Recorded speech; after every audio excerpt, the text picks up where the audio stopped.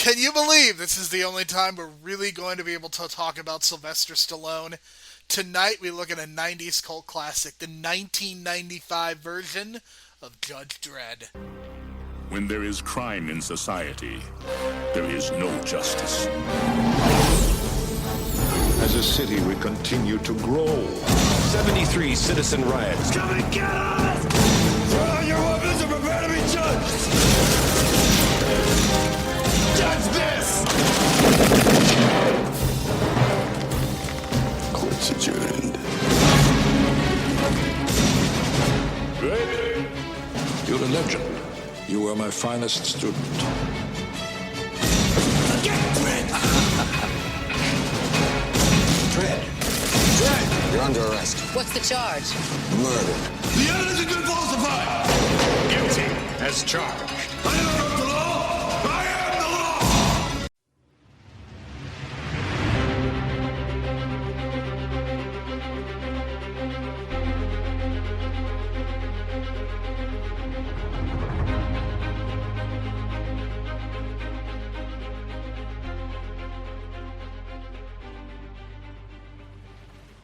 This is the Superhero Pantheon. On this podcast, we take one superhero film a week and decide whether it should be in the Pantheon, the pile of shame, or somewhere in between. My name is Jerome Cuson. You can find me on Twitter at JeromeC1985. You can find additional episodes of this podcast through Apple Podcasts, Stitcher, Spotify, and all of your favorite podcast apps through the real world. We strongly encourage you to leave a 4 or 5-star review so as to help people discover this show and the great work that the folks at The Real World are doing. If you would like to interact with us or send feedback, you can do so in 2 ways. First, send an email to superheropantheon@gmail.com. Second, find us on Twitter at Hero Pantheon. My co-host for this week and every week will be Brian DeBrain. He can be found on Twitter at Brian DeBrain. And today, Brian, we are going to go back about 25 years, and we are going to look back at a movie that harkens back to some of the early 90s success of such films as The Running Man and Total Recall. Unfortunately, this movie does not have Arnold Schwarzenegger. Instead, we are going to get a chance to talk about Sylvester Stallone as Judge Dredd. Yes, as I mentioned last week, my parents would not let me watch this movie in theaters. I thought the trailer was cool, and then I finally rented it on video, and I just remember nothing from it. And I guess I know why, because I think as a kid, this movie does not connect at all. But, as an adult, yeah, it makes a lot more sense, and it's a little grittier, and it's more of like a buddy action cop movie, and I get that now. And probably that's why the only scene I remember as a kid is them two sitting on the plane talking to each other. I'm talking about Rob Schneider and Sylvester Stallone. And that's like the only thing I remembered.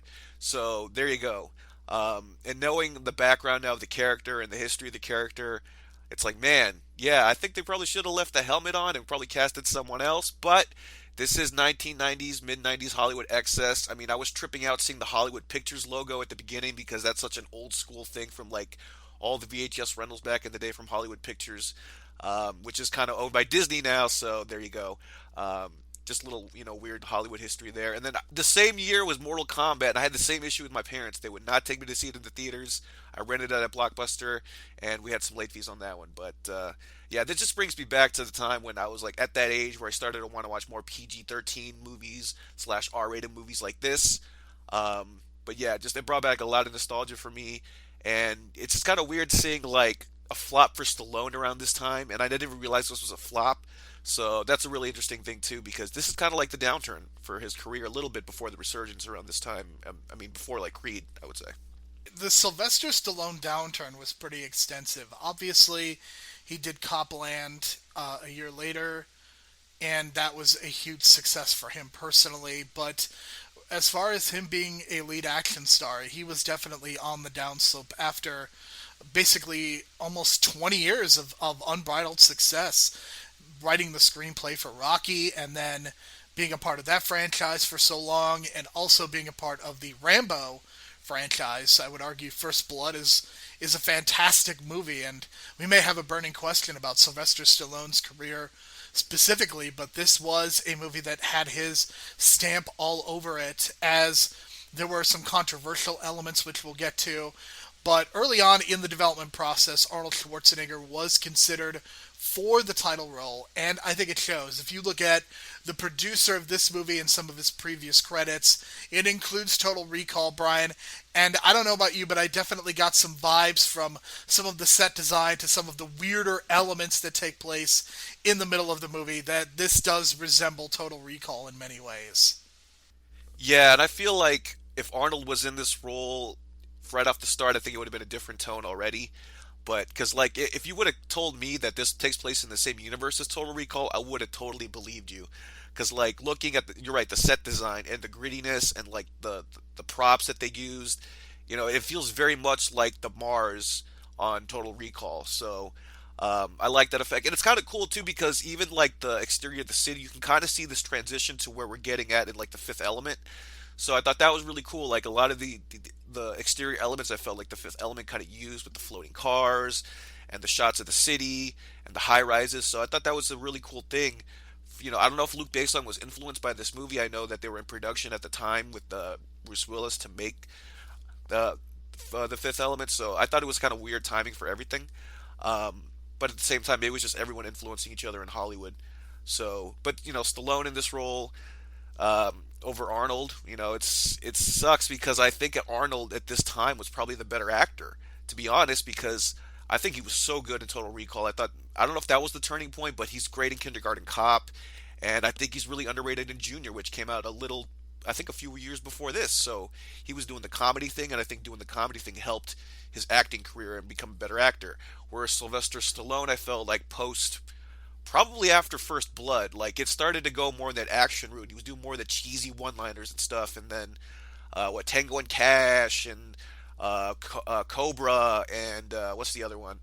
Over the Top. You know what I mean? Like the roles kept getting more and more cheesy, and I think he just got in this rut and stuck in this rut of getting these cheesy roles and kind of like had diminishing returns on his performances in a lot of those movies. You see that's reflected here. Where if Arnold's in this role, I think you would have knocked it out of the park because if you give me that Total Recall Arnold, I think he would have been great. I don't know what it is. I think as far as who's the better actor, I don't think it's really close. I think Sylvester Stallone has proven to be a significantly better performer over the years, and I think that is shown in movies like Rocky, in First Blood, in Copland, in Creed, even in Creed 2, and even in Rocky Balboa, which is not the best of the Rockies, but I think you get a certain vulnerability, and when Sylvester Stallone embraces that vulnerability, as he's done in some of these roles, that's when you get really good performances. Keep in mind, when he broke out as an actor in 1976, the thing is, people were talking about him like he was going to be the next Al Pacino. Like, think about that in the back of your mind, that Sylvester Stallone was at one point considered to be the next Al Pacino, and instead he tried to become the next Arnold Schwarzenegger, where he's playing these alpha male roles. And the more alpha male he gets, I think the worse the movies get. I think this is proven with some of the later Rambo movies. I think this is proven by movies like The Expendables, and including this movie as well. I think Arnold Schwarzenegger just comes off as being much more sympathetic, and I don't know whether this is a personality quirk or whether it's something in the performance, but when Sylvester Stallone goes full alpha male, it really doesn't work. He comes across like a jerk, and boy does he come across like a jerk in this movie. We'll get to that in a few minutes, but I think there's also something to be said for one person just having so much control, as apparently there were a lot of issues between the director, who was Danny Cannon, and the star Sylvester Stallone, to the point where Danny Cannon was apparently not allowed on the set for the post-production reshoots. Reshoots are very common for blockbuster filmmaking, even to the point where a lot of your Star Wars, a lot of your Marvel movies do have these reshoots, but what also tends to happen is a lot of directors really don't get along with their stars, and in this case, it was Danny Cannon that did not get to finish this movie, which, funny enough, is also going to happen for Dredd next week. Also, apparently, Danny Cannon was so disheartened over his constant creative disputes with Sylvester Stallone that he swore he would never work again with another big-name actor. Also claimed that the final version was completely different from the script due to the changes Stallone demanded. There was even a point when Danny Cannon was being considered to shoot Die Hard with a Vengeance, a movie with another very control-heavy star in Bruce Willis. In order to make this film, Danny Cannon had to drop out of contention for that one, and he proclaimed that he would be the Ben-Hur of comic book movies. That's what Judge Dredd was supposed to be. Unfortunately, according to him, Sylvester Stallone had other plans, and Cannon's vision was compromised.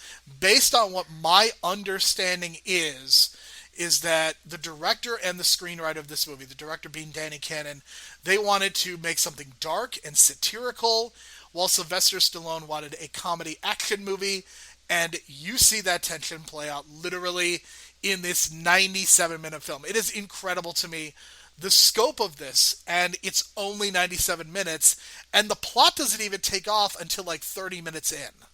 Yeah, and the tone is weird too because it does start off with a dark satirical tone, right? James Earl Jones is the narrator, for Christ's sake, and he just has like 5 lines, sets up the world that we're living in this dark apocalyptic world, the cursed Earth, right? And then I don't know, it just goes off, not necessarily off the rails, but the tone just completely shifts. Like, I feel once he takes the mask off, the tone completely shifts, right? Because even at the beginning action sequence, he was a badass, and there was like no comedy almost, except, with Rob Schneider trying, but like no comedy coming from like Stallone's end, you know what I mean? When he was, blasting everyone in that high rise at the top of that building, right? And then once he gets caught and then takes the mask off, the whole it just goes out the window. Like, that mythical feeling, that like that heroic feeling goes out the window, and he just becomes this normal dude. And then you realize they're trying to Spock him, and I guess, well, we get into that in the plot, but yeah, they try to make him like this badass Spock, and it just doesn't work. And then you throw in Rob Schneider, who doesn't even need to be in the movie at all completely. He's just thrown in there as like a side character. Yeah, it doesn't go completely off the rails, but by the third act, it feels like a cartoon. For sure, it feels like every 80s and 90s action movie. The plot is very similar.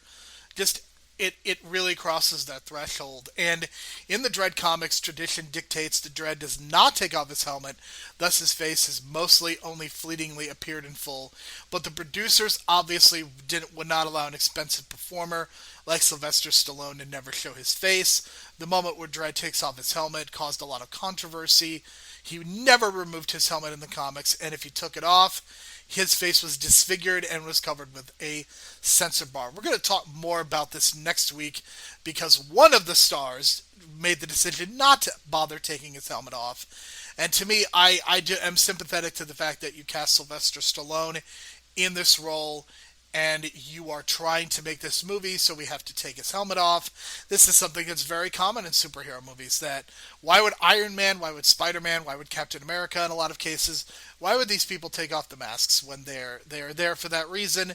And it's because they are stars and we need to see their faces.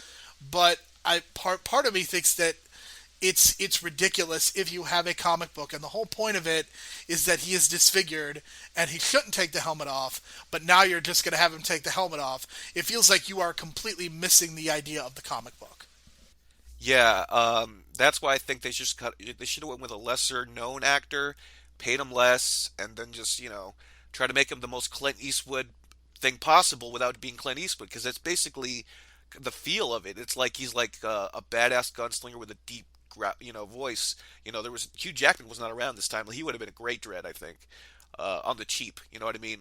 An unknown Hugh Jackman playing Dredd in '95. I think that would have worked. But again, because they had a lot of money behind this, I think it was like $100-something million just for the budget alone for 1995, and then you're paying Sylvester Stallone. So yeah, it's almost like they booked themselves in a corner.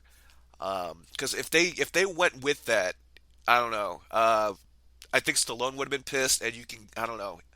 The performance probably would have been worse because with a disgruntled Sylvester Stallone on set, he might have just quit. Maybe, I don't know. I don't know. Part of me doesn't think he was all that happy anyway, based on what I see in his performance. Originally, the idea for Fergie, this role went to Rob Schneider. At first, it was going to go to Joe Pesci. Joe Pesci turned it down.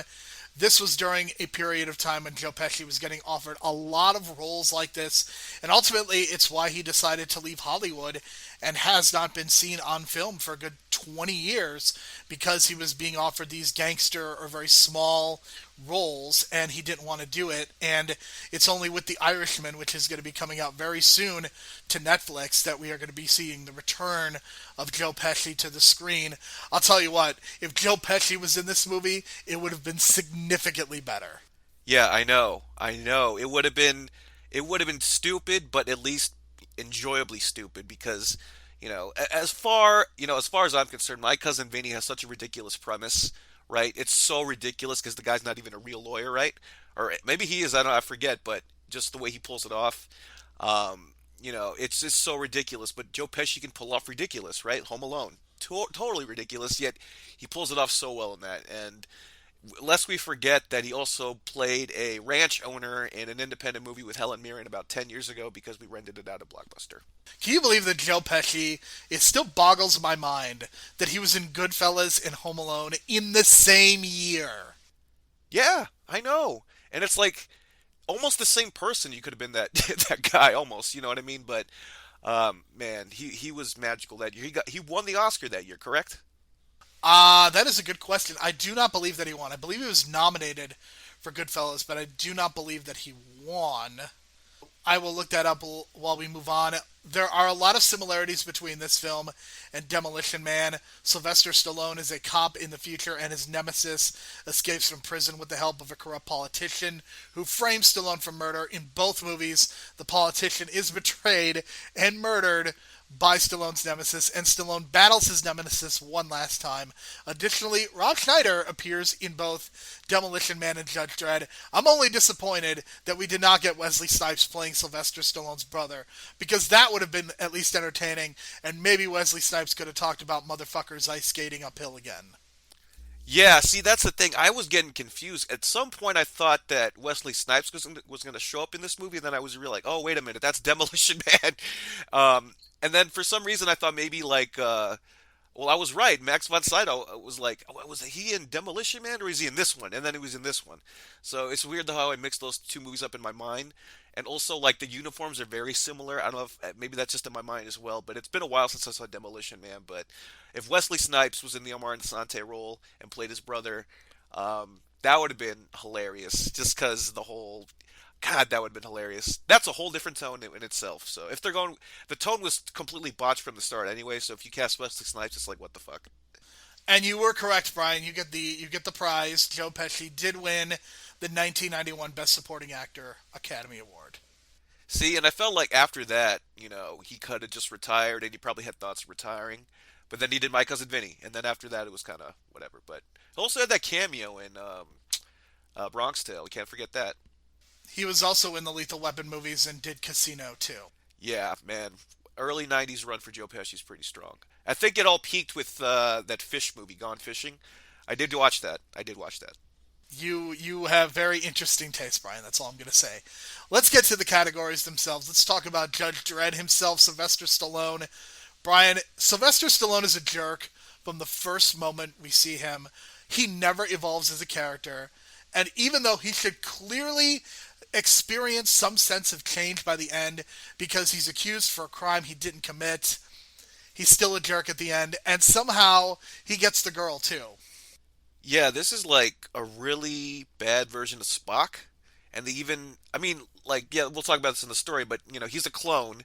And he was, designed to not have any, emotion or, you know what I mean? Or at least he thinks he is. And then maybe he just grew up alienated anyway. But he's very much a Spock, you know what I mean? But a badass Spock. He's at the academy teaching these kids.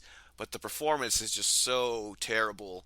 And, I feel like once he's just like I said, once he takes the helmet off, it ruins the performance right there. He's pretty decent with the helmet on, but then it's gone pretty much until the end of the movie when he puts it back on. So yeah, I just felt like it was borderline Flash Gordon type performance, and I like Flash Gordon despite it being a B movie, but I just love some trashy B movies like that. But then it's like, I don't like Buckaroo Banzai, so I gotta have my weird taste, right? So this was kind of like somewhere in between. And by the end, I was just not liking it. Because sometimes, I think the Ralph Garman and Kevin Smith call it exquisite acting, right? Just performances that are just so bad that it could be good. But I don't even think this was exquisite. It was just, bad. Really, really bad. I think this is probably one of the worst Sylvester Stallone performances that I've ever seen, and I'm kind of a sucker for some of his like trashier work, like the later Rocky movies, and even your over the tops and Tango and Cashes. I think there is a certain charm to them. For whatever reason, there was no charm to this character whatsoever. And I think if you're going to go full B movie, I think the difference is that Sylvester Stallone is always trying to do something. I don't think he ever fully embraces just being like a total ham, or because I think Arnold Schwarzenegger, the thing that makes Arnold Schwarzenegger is that he is kind of in on the joke that he's not a great actor and has a really thick accent. So I think what he's able to do is he's kind of able to embrace it by doing a movie like Twins or a movie like Junior that you mentioned earlier. And he doesn't have to try to act in order to be good. In fact, the best performance, quote unquote, of Terminator 2, he's not really doing anything different than he's done in prior movies. It's just James Cameron is doing a better job of shooting him and making him come across that way. So, I don't know. I think that's the fundamental difference between those two. Yeah, and then I guess what Diane Lane as another judge. I guess you'd consider her another hero in this movie. Yeah, she was good as like the lawyer type. Um, I don't know. I just felt like she could have done a little more badass stuff. She kind of relied on Sylvester Stallone at the end or Dredd at the end. And then you got Rob Schneider playing, like we mentioned before, the comic sidekick that Joe Pesci was supposed to play. He's just there, you know what I mean? He has no reason to be in this movie at all. At all. But he's a criminal. That's why he's in this movie, Brian. Look, I laughed. Okay, I laughed every other joke, maybe every three jokes by Rob Schneider. Not everything was clicking. It is what it is. I was laughing during the cannibal stuff because when he did the accent, I was like, okay, that's funny. But yeah, it's just like an unnecessary character with a guy bored with his performance and doesn't really want to be there, and then you got a love interest that really isn't a love interest to the guy because the guy completely ignores her by the end of the movie. So, I don't know. To me, it's just like a 4. And, yeah, I mean, it could have been a lot worse. But I think I don't know what was holding it together. But, from going off a cliff. But maybe they just barely held it on together. Maybe that was because of Max von Sydow. I don't know. Yeah, let's get to Max von Sydow in just a minute. I'll talk about Diane Lane as Judge Hershey. She's female window dressing. That is literally her purpose in this movie. She gets this pseudo-important role of playing his lawyer, but there is no romantic chemistry teased at all from the first minute of this movie to the last minute. We do not get any sense that there's any sort of romantic chemistry. And then she kisses him at the end. I'm like, what is going on? I have no idea what is happening. Isn't she like young enough to be his daughter? Like, what is going on? So it was completely bizarre to me. Look, I don't like Rob Schneider as a human being. I think he's really, really annoying. And every time I think of Rob Schneider, I think of that scene in South Park when they have this parody trailer of Rob Schneider as the stapler.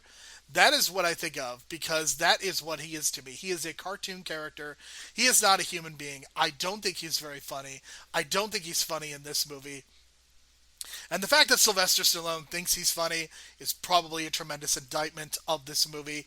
So I really don't like what the purpose that Diane Lane and Rob Schneider serve. The only performance in this movie I actually like is Max von Sydow. Bless his heart, he is trying. He is acting. He's bringing some gravitas. He's bringing some credibility. I don't know what movie he thinks he's in, but he comes off as very sincere and genuine. He is the only person to exhibit any sort of nuance to what he is doing, unlike anyone else on either the hero or the villain side. For those reasons, I am giving this score a 3, and almost all of it is because of Max von Sydow. Yeah, and I just mentioned Flash Gordon as well, and he was Ming the Conqueror and Flash Gordon as well. Maybe he's just like he knows like that he's in cheesy movies and that he's got to like be this anchor for everyone else because he just feels like everyone else in this movie that I'm in is just gonna like tank it, and maybe he just lived through that with Flash Gordon, and he's just used to it because goddamn, I was having Flash Gordon flashbacks, even though he was much older and playing the good guy in this one. So, and it was cool that he kind of played the Obi-Wan Kenobi in the desert, towards the end of the movie, but then gets stabbed by a robotic cannibal. I mean, if you look at his filmography, my guess is that he is somebody who really likes acting on the stage. He is someone who has that kind of gravitas and credibility, but he's not somebody who is in a lot of good movies. He was in Ghostbusters 2. He's been in Dune, for God's sakes. So he's been in a lot of pretty bad movies in these smaller roles. He was in Hercules. He's been in Minority Report. He's in a lot of these very small roles, and I have to believe it's just to collect a paycheck. But I'm forever grateful for his time in this movie. I think he certainly brought a lot of credibility to it. Let's talk about the villains because holy shit, Armand Assante as Rico. He is a cartoon character. Him being Dredd's brother is pretty absurd. Let's talk about Armand Assante as Rico because I don't know what to say. Like he is clearly going for something. He is chewing scenery like it's nobody's business. It's not really good, but it's something else. It's see, this is what I'm talking about exquisite acting. I think this is where you get that performance is so bad it's good part. And I'm still going to give this a low score towards the end, but still like god damn, you just got to smile at his performance because right from the get-go, he's trying to be Hannibal Lecter, and then once he gets out, he's trying to be like, I don't know, fucking like a Marlon Brando type or something. Just I don't know, like megalomania, all going to his head. Um, he's just so all over the place with his performance. It's great. He has this love-hate relationship with Dredd. He frames him for murder. He wants him dead, but then he wants him to join him in the end. It's fantastic, and fantastic not like in a great fantastic performance kind of way. It's just like it's so bad it's fantastic kind of way. So this is probably the performance besides Max von Sydow that I was like, okay, here we go. This is something that I'm into because I'm just used to bad cheesy performances, and goddamn, this is what I got, and I enjoyed it. So he is. I can't even remember what other movies he's been in. I know he's been in a lot of stuff in the '90s. I think he was in that parody of Basic Instinct, which is kind of random because that's one of those early '90s VHS things, from back in the day. So I don't know. Just he's just a B movie player, and this is kind of like his chance to be an A-level actor, I guess. And I was like, well, I'm on the screen with Sylvester Stallone. I gotta outperform Sylvester Stallone, maybe, and maybe that's what he was thinking. There's a twist that involves Judge Griffin. It's obvious that he's evil right from the start. I think anyone with two eyes and a brain would be able to see that. It's incredibly predictable. The fact that it takes 40 minutes to be revealed in a movie that's 90 minutes is borderline absurd. We have Joan Chen as Ilsa. We have more Asian window dressing. This is something that has continued from the Turtles movies, Brian, and it is so infuriating to me. The way that Asian women are used in these superhero movies, man. Like, no good parts for them. And she loves Rico for an inadequately explained reason. Yeah, very abusive kind of relationship there. Very much a Harley Joker kind of situation, and that's not very good. And in reality, she had no reason to. That character had no need to be in the movie at all. So that's again another character that's just kind of there just to fill up space. But this might be our only chance to shout out, Jurgen Pronch now. I probably butchered his name. He plays Judge Griffin.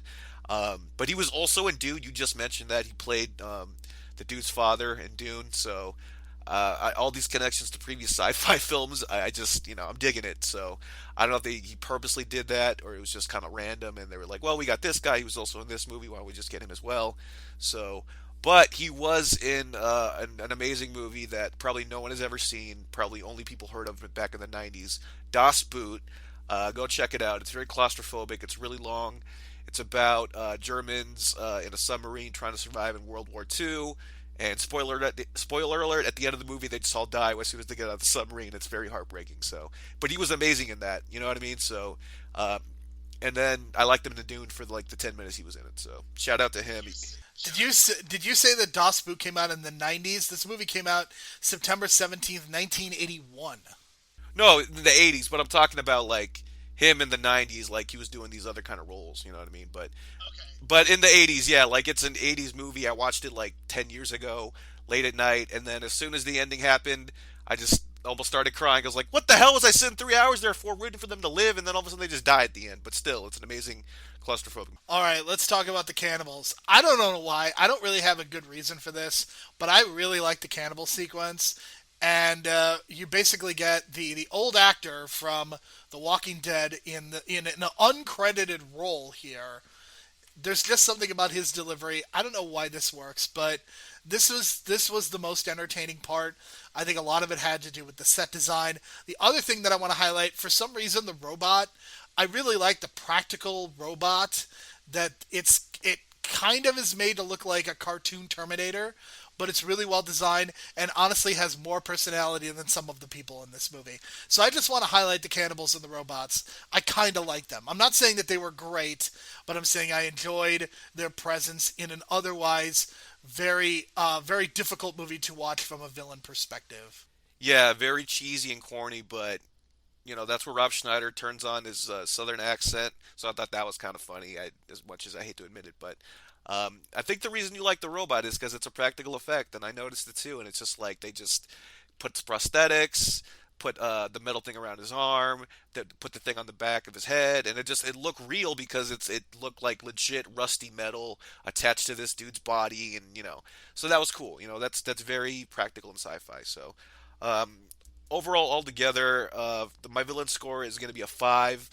I was thinking about giving it like a 4 or a 3, but I just can't help but smile at Armand Asante's performance because, man, like he's just going out there trying to be the worst, best Hannibal Lecter with like a really bad love-hate relationship with his brother.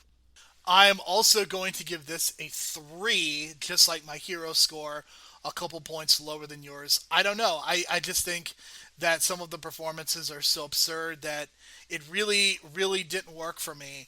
And you might be thinking, well, this is a movie that Jerome is going to borderline put into the pile of shame. That is not true. My scores are about to go up. The story, which is not great, but the concept I think is really cool. So in the future, Earth has been transformed into a desert wasteland. It's very common dystopian fiction type stuff. Crowds of people now live in mega cities where crime is out of control, and there are these elite police forces, including the judges. The judges are the judge, jury, and executioners, all in one. So I really like the concept. I think from a political standpoint, I think there's a lot of really interesting things that could be done. There's some interesting political machinations that could be done. There's a lot of different directions that they could take, and instead I think they ultimately just collapse into itself, and this falls into the same pattern as so many 80s and 90s action movies where Judge Dredd, surprise, has a brother. His brother manipulates the system, gets him thrown in jail, and they basically have to worm their way out. And I think that is potentially interesting, but the execution just feels completely off. And you basically get the ending of this movie is so much like every other one, where it comes down to a confrontation on a high place, and someone ends up falling. I think the reason that gets done so often is so that the hero doesn't have to murder someone in cold blood, even though that's what Judge Dredd kind of does. But you don't have him killing someone in cold blood at the end. What ends up happening is that it's kind of bloodless because you generally will see them fall, and depending on the movie, you will not see any blood, or they will just fade, or they'll just be squished like a pancake on the street. So my story score is a 5.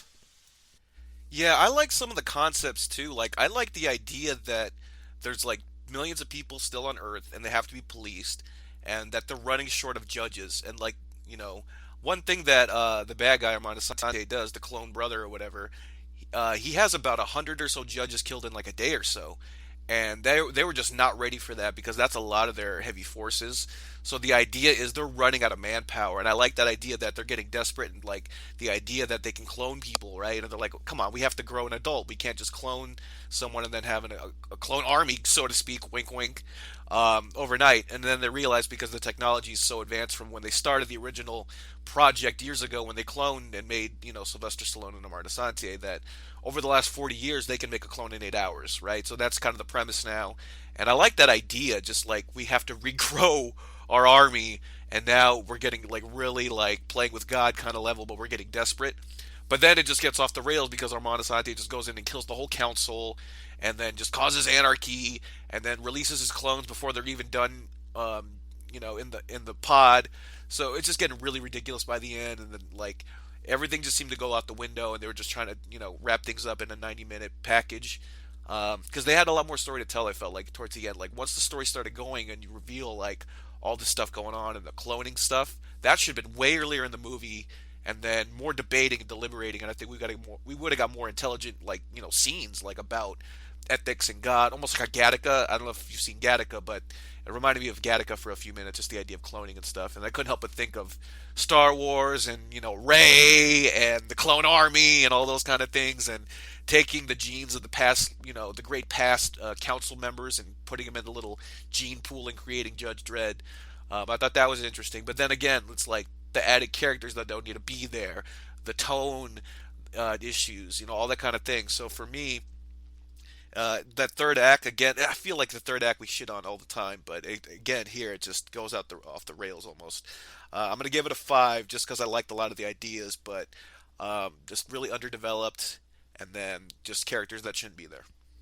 Absolutely. And let's talk about the technical aspects, which I think is the strongest attribute of this film. And I really like the set design. I think it really looks cool. I think it looks, of course, very similar to a Blade Runner or even a Demolition Man or even a Total Recall. But I do like the practical sets. I do like the design of some of the costumes. And I do want to shout out Alan Silvestri, who did the score. Originally, it was supposed to be Jerry Goldsmith, who has done a lot of space-related scores. I love the idea of an Alan Silvestri score. I think it adds a lot to this movie, and I think you can tell, based on the kind of music that you hear, that it's Alan Silvestri. So I really appreciated the technical aspects of this movie. This is one of those movies that if you watch it on mute, it's probably significantly better because, or if you remove all the dialogue, let's put it that way, then it's probably a better movie because you're hearing a banging score and you're looking at some really cool sets. So I'm giving this a 7. I totally agree. I'm going with a 7 as well for all those same reasons. And I love the beginning where you see these exterior shots of the city, and then even that sequence where it looked kind of choppy with the CGI, where they're kind of on these like hover crafts and kind of doing this chase in the air kind of thing, very similar to episode 2. And I'm not saying that some of these guys watched Judge Dredd and got some of these ideas, but a lot of it was very similar. You know what I mean? And even the ending was pretty much turned into the ending of X-Men 1 almost, because they're fighting inside the Statue of Liberty, inside the little torch thing, right, or in the head, and then someone falls, right? So I thought that was really interesting because it felt like, wait a minute, am I watching X-Men 1 right now? What's going on? So I thought that might have been a little bit of an influence right there. So, and then the score, you're right, is great. So despite the performances, but the costume design and everyone on the creative team really tried, and you can see we're like I don't know, it feels like Fifth Element took a lot of ideas in terms of like the concept and the visuals of this movie and took it up a notch. So that's kind of how I feel. All right, let's get into the legacy of this movie. A $90 million budget, made about $100 million at the box office, which is not great. It's not a complete bomb, but it is certainly not something that made a great deal of money. And I think the legacy of this movie is it has generally been forgotten in a lot of ways. I think there's kind of a cultish aspect to it. I don't know how much of that has to do with the 2012 movie, but this is a movie that is not well regarded. The director himself has dumped on it. This is kind of at the beginning of Sylvester Stallone's downfall. Tonally, it's all over the place. I am giving this a 4. I'm going with a 3 because I think more people now are attached to the newer Dredd. And before that 2012 version came out, this was kind of like a joke, right? And it still kind of is a joke a little bit because, like we mentioned before, like the trashy performances, the B quality of this movie. But then again, it's like, that cult following probably comes from the Alan Silvestri fans, like the diehards that love his scores. I mean, I'm one of those people too. And then also, like, I got to shout out to The Cure because I probably should have mentioned this in the technical score, but The Cure had this random ass song at the end that I've never heard of, and I think it's like my favorite Cure song now, and I never heard of it until I rewatched this movie. So there you go, just little things like that. So I'll give it a 3 out of a 10 because just I don't think anyone in my generation or like the millennials or whatever even watch this movie and they've only seen the 2012 version. You know what I mean? Because of the word of mouth and the cult following that had. But I feel like this is just a thing for 90s nostalgia people. And like every now and again, you'll probably see a random person dress up like this version of Judge Dredd with like the really, the or the gold shoulder pads popping out like that. So I think it's just kind of a 90s thing. Let's get to the burning questions. Actually, let's get to our total scores first. My score is a 22. Mine's a 24. It's those extra 2 points I gave on the villain score just for that B, cheesiness that I liked. Therefore, this movie has earned a 46 and falls well short of the pile of shame. While this movie is not very good, there are some elements that I think are worth checking out, and this is probably a very good movie to watch when you are perhaps inebriated. Perhaps, because of the colors and everything like that. But the score does kind of like level it down a bit, and this is kind of a quick 90-minute watch for me, so I'll admit that. So if you're just trying to like knock it out, it's only 90 minutes. All right, let's get now to the burning questions. Burning question the first: who should have been cast as Judge Dredd instead of Sylvester Stallone? Well, besides the obvious with Arnold, I don't know if you really want to be ballsy. And if you want to stick to that idea of not taking his helmet off, I would have just gone with Clint Eastwood. And I know he would have been 60-something at this point, but he just did Unforgiven, and he was still moving around a lot in that. And if you kind of just rearrange some of the action, because I felt like, Carl Urban in 2012, when we talk about that next week, he wasn't moving around that much, but he was still doing a lot with the guns and stuff. You could have done the same thing with Clint Eastwood and just leave the mask on, and you would have had this badass, dirty, hairy kind of feel to it. In a distant third place, I would have put maybe Van Damme, because I think Van Damme, in a role like this, you just see that kind of, the bottom part of his face. I think that would have sold a little bit, and he still kind of has that badass, action movie star aura before he kind of lost it towards I guess this was post Street Fighter, but still, you know what I mean? I think he still kind of had it in him. I think your Clint Eastwood suggestion is noted. I think that would have been fascinating. I think it would have worked a little bit better. I think Arnold Schwarzenegger would have been the obvious choice if you are going to insist on removing the helmet. But with Arnold Schwarzenegger, I think this is a case of kind of repeating itself as well. The plot of this is somewhat similar to The Running Man. Let's get to who should have been cast as Fergie instead of Rob Schneider.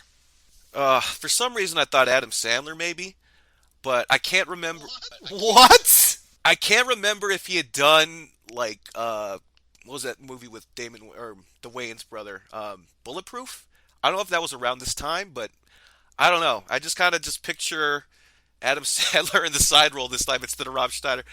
For 95, I think that would have fit the level of his fame, because that would have been the same year as like Billy Madison. I think that would have been a good move. I don't know if bringing in a comedic actor would have worked. I don't know how I feel about this role, because it's so absurd and Rob Schneider is so bad that I very much feel like you could insert Adam Sandler and undoubtedly would be better, because quite frankly Adam Sandler is a much better actor. But I have a hard time answering this question, because it's tough to say what they're looking for. Are you looking for someone to have comedic chemistry with Sylvester Stallone or what? So it seems like you're kind of going for a more comedic actor. And when you think of the 90s, I mean, you're thinking about Adam Sandler or Dana Carvey or David Spade. And David Spade and Dana Carvey especially would not work in this role. So I'm not really sure. Would this particular version of Judge Dredd been better as a limited series, given the nature of this plot? There's a lot going on here. I don't think we got across just how much is going on across these 90 minutes, as we get all these big revelations, all these twists in a 90-minute span, and I definitely think this would be better as a 10-hour Netflix limited series. Yeah, especially with that mythology they have to build up, because I felt like, they even did the thing where they showed his picture and then they talk about how it was photoshopped and, futuristic photoshopped. But there's a lot of background there. We needed a young, for this to work really well, we needed young Dredd and his friend Rico, like, just to get to know him. You know what I mean? Just to get that relationship down, because we just have this, like, idea of what the relationship is them as friends. We don't know what they're actually like as friends. So we need to build that relationship up, and you need to show that. And you need to show young Max van Sydow and the young council and the source and the origin of them deciding to do this whole genealogy thing. And make clones and whatever. And there's a whole history there. And then, building up to this idea of this philosophical notion, like, shit, we're running out of guys. We just lost 100 judges. We need to replace them quick. And then it becomes this, struggle with, do we make clones all of a sudden? What did Max von Sydow do with his paycheck from this movie? Okay, so 1995, he probably got a compact computer, cost him about $900, right? Very limited RAM. Probably got Windows 95. Got himself a dial-up modem, about a 56K. I think it was 95, about 56K. We hadn't hit 96 yet, I think. And yeah, doing that dial-up, man, because he's got that money, spending, $900 1995 computers. I find the idea of Max von Sydow being on a computer to be completely absurd. I don't know why that's the case, but in my mind, he got a lot of nice bottles of wine to share with his significant other. Perhaps he, saved the bottles for an important event, such as when he was in episode 7, perhaps. Celebrate that. So I like to think that he just bought a lot of really nice bottles of wine and has either drunken them over the years or has kept them for significant events. So I think a couple different perspectives on how you spend the millions of dollars that you would get from this movie. Let's get to the most important burning question of all. Favorite Sylvester Stallone movie? I know this sounds like the whole, like, I don't know if it's a millennial thing, but like this idea that he's got this career resurgence with Creed. For some reason, that performance in Creed just gets to me more than like the first 5 Rocky movies. And I don't know what it is, but I think he's just at this point now where he realizes that he's got to play the kind of like Obi-Wan Kenobi, teacher role. And when he's in that role, man, I think he just nails it. I think he's better as that teacher role than he is as the student when he was the student to Burgess Meredith for all those years. So God, Creed in 2015 really still gets to me now. And I felt that payoff even in Creed 2 when they brought back his son from Rocky Balboa. So I don't know, I just felt like Creed in 2015 was like it, and he should have won the Oscar maybe, but goddamn, like that is pretty much like I can't even think of anything else. Like, it's so much better than his performance in Rocky, I thought. Even way better than First Blood, so. That is fascinating. I think that if I'm thinking of my favorite Sylvester Stallone performance, it's going to come down to either Rocky or Creed, and I am probably with you on this. I'm probably with you in saying that I think Creed is his best because in that case, Stallone really didn't write the movie at that point. He had given up a lot of control over the character, and I think that the way that he plays it, the way that he is so vulnerable, and he's not just trying to be an action guy or trying to be the lead dog at this point, I think it really works out. So, unfortunately, we are both going to agree and end this podcast on a boring note. Well, okay. I'll add this. For TV performances, I felt his SNL hosting gig was incredible. And that scene, I don't know if you remember, but the skit where he plays the guy from the Orange Julius stand, hilarious. And that is him being vulnerable and not being confident and just being like a dork. And I thought he knocked that out of the park. So if you're going to go with performances on TV, SNL-wise, that was it. What about Ants? His role in Ants? Dude, it's called A Bug's Life, and Ants doesn't exist in my universe. Well, that is not true. I remember seeing Ants in theaters, and it definitely happened. Well, I'm a Bug's Life guy, and I'm stick with that because I've had this discussion before, man. You're either Team Bug's Life or you're Team Ants. Is it weird that I saw Ants in theaters, but I didn't see A Bug's Life until DVD like years later? Well, I'm a Bug's Life guy, and I'm stick with that because I've had this discussion before, man. You're either Team Bug's Life or you're Team Ants. That is a true fact. All right, we are going to continue our look at the Dredd movies by looking at the 2012 version, a movie that has become a cult classic in this decade, as we will be discussing Carl Urban, Lena Headey, and a whole host of other people. We get Wood Harris playing a drug dealer again, which I know is a big deal.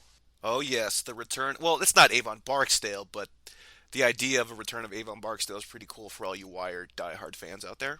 All right, so for Brian, my name is Jerome. Thank you so much for listening. We will return next week to talk about Dredd. For like the first 10 minutes, I was looking for Sandra Bullock to show up in this movie, and then I realized, wait, that's Demolition Man.